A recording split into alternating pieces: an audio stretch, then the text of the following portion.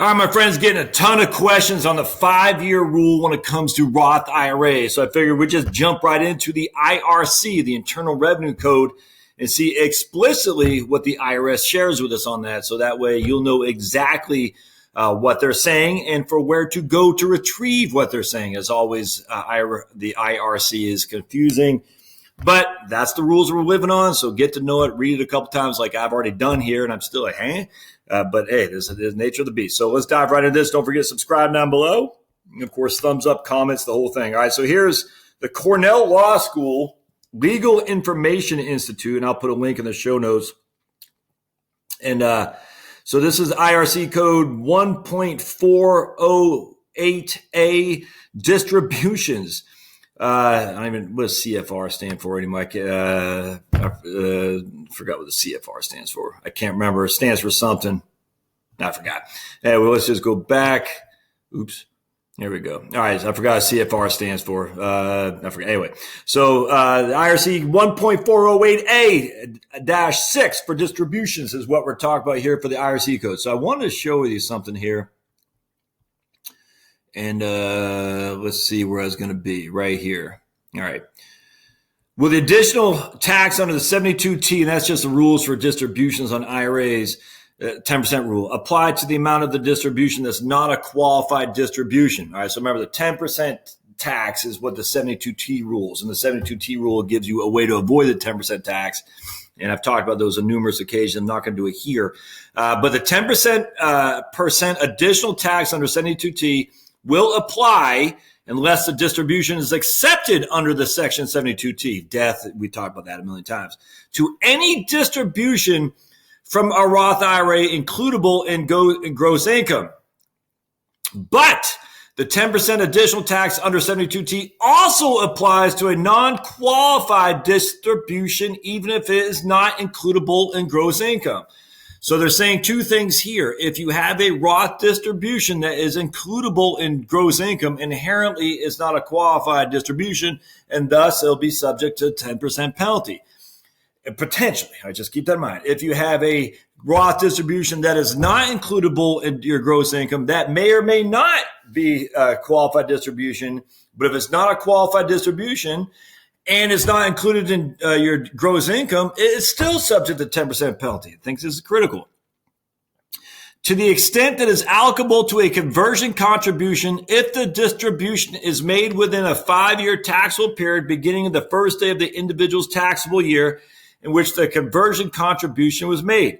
The 5-year taxable period begins on the last day of the individual's 5th consecutive taxable year, beginning with the taxable year in the preceding sentence. So basically what's happening here is 2019, could be December 30th of 2019. I do a conversion. We'll just say $10,000. December 19 or 2019, 20, 21, 22, 23. The first day of 2024 is when that conversion will be available to me without paying any penalty or taxes on that $10,000 I converted, regardless of my age. So let's see here. So then they also talk about applies to this. I wanted. Is there a special? Let's see the 5-year. All right here. The 5-year taxable period described in A5 for purposes determining whether 72T applies to a distribution applicable to a conversion contribution is separately determined for each conversion contribution and need not be the same as a 5-year taxable period used for purposes of determining whether a distribution is qualified. All right, that's a lot going on there. For example, if a calendar year taxpayer who received a distribution for a traditional IRA on December 31st, 1998, makes a conversion contribution by contributing the distributed amount to a Roth IRA on February 25th, 1999 in a qualifying rollover contribution and makes a regular contribution for 1998 on the same day, the 5-year taxable period for the purposes of this begins on January 1st, 1999, while the 5-year taxable period for purpose of A1 begins on January 1st, 1998. So two things happening here. One's a contribution period. He made the contribution. He made the contribution. I thought I said 90. Yeah, it makes a regular contribution in 1998. Doesn't matter. So 1998, 2000, 2001, 2002. And the first day of 2003, that money will be available to him if he's over the age of 59 and a half without penalty or taxation on anything because he has a 5-year rule and he's over 59 and a half. All right, so that's on a contribution. On a conversion, because he did it in February 1999, 99, 2000, 2001, 2, and 3, the first day of 2004, the amount he converted will be available to him regardless of how old he is if he's under the age of 59 and a half. In terms of, so he made a $10,000 contribution. He waits those 5 years, again, 99, 2000, 2001, 2, and 3. On 2004, that $10,000 conversion he made will be available to him without penalty, without taxes, regardless of how old he is. Hope that makes sense. Now, if he's over the age of 59 and a half, all right, so he's over the age of 59 and a half, the gains will also be eligible for him if he's as had it for 5 years and held the account for 59 and he's over 59 and a half. Now, if he's over the age of 59 and a half and he makes a conversion, those are still there for him. He can still take those conversions out because he has an exception to the 72T. He's over the age of 59 and a half. So essentially what happens is he makes a conversion, $10,000 to his Roth IRA. He's 60 years old. The very next year, if he wants, he has access to the amount he made the conversion amount. Does that make sense? And the reason that makes sense is because if it was an IRA, he could pull the money out anyway without it being subject to 10% tax. So you got to keep that in mind. So you got a conversion amount. You got to wait 5 years if you're under the age of 59 and a half before you have access to the amount you converted. You have to do that. If you're over 59 and a half, you have unencumbered access to the conversion amount. You can do it the very next day. However, you don't have access to the gains unless you're over 59 and a half and have had the account for 5 years for tax-free gains. I hope that makes sense. Now, of course, if you're under 59 and a half and you'll never have access to the tax-free gains. You'll never have access to it. You got to wait till you're 59 and a half. You always have access to your contributions. Always have access to contributions. Let me just say this again because it might actually help me actually explain this. They give a lot of examples in here too, but the problem with the examples they use, they're using the old 4-year back in 1999, 98, I think it was 97. You had 4 years in which you could pay the tax on the conversion. They get a lot of examples on that 4-year rule. Those days are gone. But anyway, all right, so let me just share with you 3 things again. You're under 59 and a half. All right, you're under 59 and a half. Your contributions you have access to at any time. It doesn't matter. I drop a check for $6,000 to my Roth IRA. The very next day, I can take that $6,000 out, part and parcel with no penalty, no taxes, none whatsoever. If that $6,000 had grown to $7,000, I can't tap that $1,000 gain without penalty and taxes because I'm under the age of 59 and a half.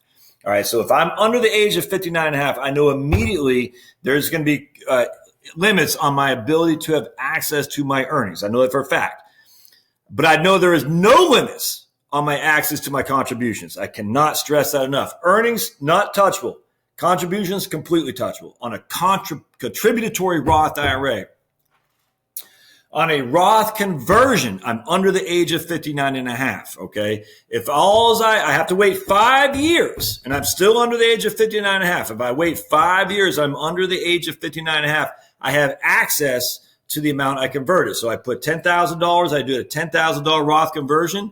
I'm 50. I wait until I'm 50, 51, 2, 3, 4. I wait till I'm 55 years old. And once I'm 55 years old, I have access to the $10,000 that I converted 5 years previously.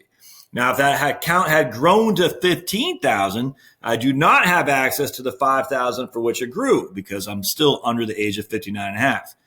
If I'm 53 right now, I still have no access to the $10,000 I converted because it hasn't been 5 years. Hope that makes sense. That $10,000 I converted hasn't been 5 years. I have no access to it whatsoever without paying the penalty. All right. Now I won't pay tax. I'll just pay the 10% penalty. So let's do that one again. I'm 50 years old. I convert $10,000 to my Roth. I have to wait till I'm 55 before I have access to the $10,000. I have no access to the gains without paying the 10% penalty. If I touch the the conversion amount, that $10,000 before I'm 55, I will have a 10% penalty as well. All right. Lastly, I'm 59 and a half. I do a $10,000 conversion. I have access to that $10,000 conversion the very next day if I want, because I'm over the age of 59 and a half, which is one of the exceptions to the 10% penalty rule. I do not have access to my gains though, because hasn't been 5 years since I opened the account. I know there's a lot going on there, but you got to remember, contributory Roth, it doesn't matter. You always have access to your principal whenever. It does not matter. You always have access. Now, I just got to be clear. The principal could go to zero. I mean, if you invested in pets.com, you don't have access to principal because there's nothing there. So just keep that in mind. I know sometimes it can be very, very literal, or else people are like, oh, I thought I had access to my principal. Not if you lost. All right, but if I'm under 50, again, just on a contributory Roth, I have access to it, my principal, whenever, for any reason whatsoever. I only have access to my earnings once I hit 59 and a half. If I'm not 59 and a half, my earnings are off the table with it being qualified, i.e. I'll pay tax on it if I pull it out.